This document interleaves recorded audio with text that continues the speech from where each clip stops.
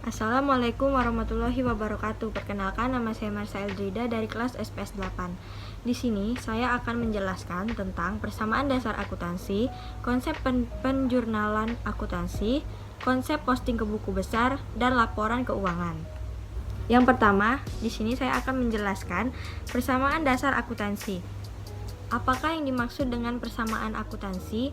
Persamaan akuntansi adalah hubungan antara harta, utang, serta modal yang dimiliki perusahaan. Persamaan dasar akuntansi memperhatikan perubahan aktiva dan pasifa. Perubahan ini disebabkan oleh adanya transaksi yang harus dicatat dalam pelaporan keuangan. Transaksi tersebut mengakibatkan perubahan berupa penambahan atau pengurangan aktiva serta pasifa.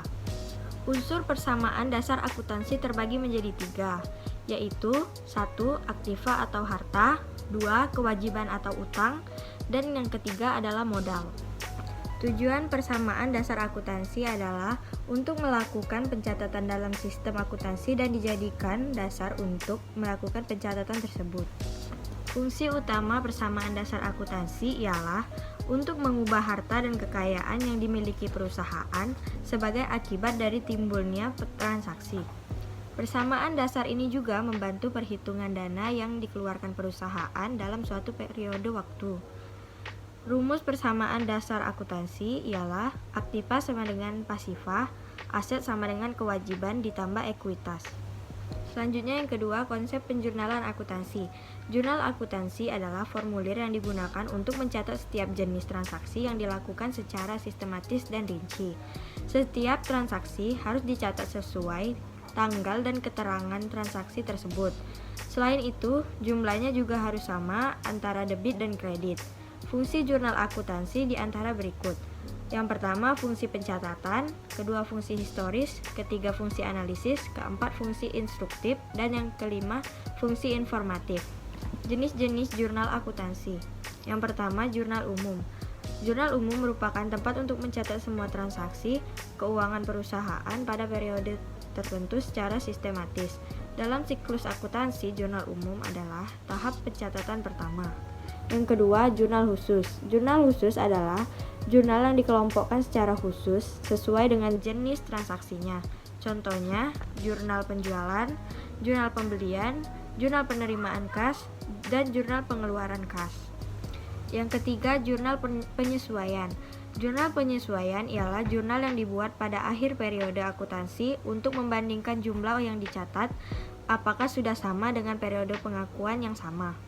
Keempat, jurnal penutup, yaitu jurnal yang dibuat untuk menormalkan atau memindahkan saldo perkiraan sementara sehingga perusahaan dapat mengetahui laba rugi bisnis selama satu periode.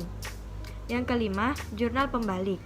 Jurnal pembalik adalah ayat jurnal yang dibuat untuk membalikkan jurnal penyesuaian transaksi tertentu, sehingga bentuk jurnal pembalik adalah kebalikan dari jurnal penyesuaian. Jenis-jenis jurnal akuntansi yang dibuat sesuai dengan siklus akuntansi, yaitu bukti transaksi, jurnal, buku besar, neraca saldo, jurnal penyesuaian, laporan keuangan, dan jurnal penutup. Yang ketiga adalah konsep posting ke buku besar. Pengertian buku besar adalah buku yang berisi perkiraan mengenai ikhtisar dari pengaruh transaksi keuangan akibat perubahan aktiva, kewajiban, maupun modal dalam perusahaan. Dalam pengertian lain, buku besar juga merupakan alat yang dipakai untuk melakukan pencatatan beragam perubahan di sebuah akun karena adanya transaksi keuangan. Aktivitas mencatat buku besar disebut juga dengan posting.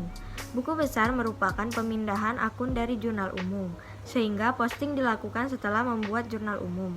Dalam buku besar, terdapat akun dasar akuntansi, yaitu akun real dan akun nominal.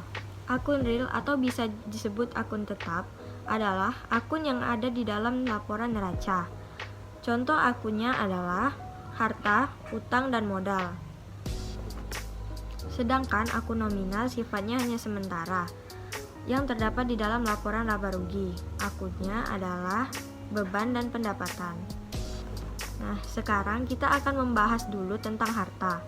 Harta atau yang biasa disebut aset atau aktiva adalah Setiap sumber daya yang dimiliki oleh perusahaan yang berguna pada waktu sekarang atau di masa yang akan datang.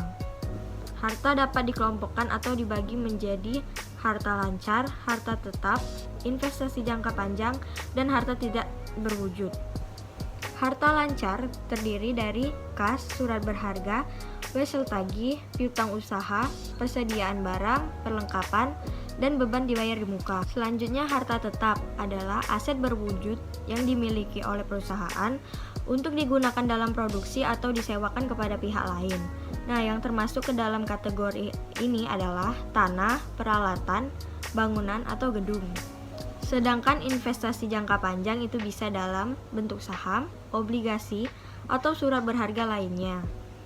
Sedangkan untuk harta tidak berwujud adalah harta yang tidak memiliki wujud atau biasa disebut hak istimewa yang menguntungkan bagi perusahaan untuk memperoleh pendapatan. Harta tidak berwujud itu seperti hak paten, hak cipta, goodwill, hak merek, dan sebagiannya. Untuk kelompok akun real yang kedua yaitu hutang.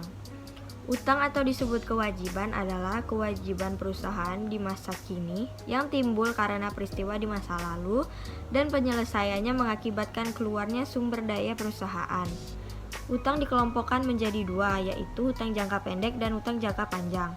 Hutang jangka pendek adalah dikatakan hutang jangka pendek karena hutang tersebut memiliki jatuh tempo kurang dari 1 tahun, yang terdiri dari utang usaha, wesel beban, hutang beban, dan pendapatan diterima di muka. Selanjutnya, hutang jangka panjang adalah hutang dengan jatuh tempo lebih dari 1 tahun, yang terdiri dari hutang bank, hutang hipotek, dan hutang obligasi. Untuk kelompok akun real yang ketiga, itu adalah modal. Modal adalah kekayaan pemilik dalam suatu perusahaan yang terdiri dari modal sendiri atau modal saham. Selanjutnya kita akan membahas tentang akun nominal yang terdiri dari pendapatan dan beban. Yang dimaksud dengan pendapatan adalah hasil yang diperoleh perusahaan dari kegiatan rasional perusahaan. Pendapatan di sini dibagi menjadi dua, yaitu pendapatan usaha dan di luar usaha. Untuk pendapatan usaha adalah pendapatan yang diperoleh dari kegiatan utama perusahaan, sedangkan yang dimaksud pendapatan di luar usaha adalah pendapatan yang diperoleh dari kegiatan di luar kegiatan utama perusahaan. Untuk akun nominal yang kedua adalah beban. Beban adalah pengeluaran yang dilakukan oleh perusahaan untuk membiayai kegiatan operasional dalam rangka memperoleh pendapatan. Beban di sini dibedakan menjadi dua, yaitu beban usaha dan beban di luar usaha. Yang dimaksud beban usaha adalah biaya yang dikeluarkan untuk membiayai kegiatan utama perusahaan. Sedangkan biaya di luar usaha adalah biaya yang dikeluarkan untuk membiayai kegiatan lain di luar kegiatan perusahaan. Demikian penjelasan akun yang ada di akuntansi. Selanjutnya adalah cara memposting dari jurnal ke buku besar. Yang pertama, pindahkan terlebih dahulu tanggal kejadian pada jurnal umum dalam tanggal yang ada pada buku besar. Kedua, pindahkan juga jumlah debit dan jumlah kredit dalam kolom debit dan kredit dalam buku besar. Selanjutnya yang ketiga, masukkan nomor halaman dalam jurnal dalam kolom referensi dalam buku besar. Keempat, terakhir, pindahkan penjelasan dan keterangan singkat dalam jurnal umum dalam buku besar. Selanjutnya yang keempat, laporan keuangan. Laporan keuangan adalah laporan yang berisi pencatatan uang dan transaksi yang terjadi dalam bisnis, baik transaksi pembelian maupun penjualan dan transaksi lainnya yang memiliki nilai ekonomi dan moneter. Laporan keuangan juga dibuat untuk mengetahui kondisi finansial perusahaan secara keseluruhan. Selanjutnya jenis laporan keuangan utama. Yang pertama, laporan laba rugi. Laporan laba rugi adalah laporan yang di dalamnya berisi data-data pemasukan dan pengeluaran perusahaan dalam kurun waktu tertentu. Laporan laba rugi terbagi menjadi dua jenis. Yang pertama single step dan kedua multiple step.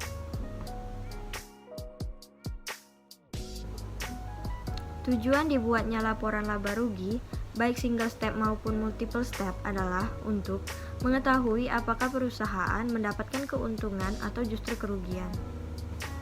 Yang kedua, laporan arus kas. Laporan arus kas biasanya berisi data terkait arus keluar masuknya uang perusahaan dalam periode tertentu. Sedangkan tujuan laporan ini untuk mengetahui perputaran keuangan selama periode akuntansi tertentu. Yang ketiga, laporan perubahan modal. Laporan perubahan modal adalah merupakan laporan keuangan yang secara sistematis menyajikan informasi tentang perubahan ekuitas perusahaan yang diakibatkan operasi perusahaan dan transaksi dengan pemilik pada satu periode akuntansi tertentu. Yang keempat adalah laporan neraca. Laporan neraca adalah suatu laporan keuangan yang di dalamnya terdapat beberapa informasi mengenai akun-akun aktiva, serta hal-hal yang menjadi kewajiban perusahaan dalam satu periode. Yang kelima, catatan atas laporan keuangan mengacu pada informasi tambahan yang membantu menjelaskan bagaimana perusahaan sampai pada angka laporan keuangannya. Selanjutnya, fungsi laporan keuangan untuk bisnis. Yang pertama, untuk menilai kondisi usaha. Yang kedua, sebagai bahan evaluasi.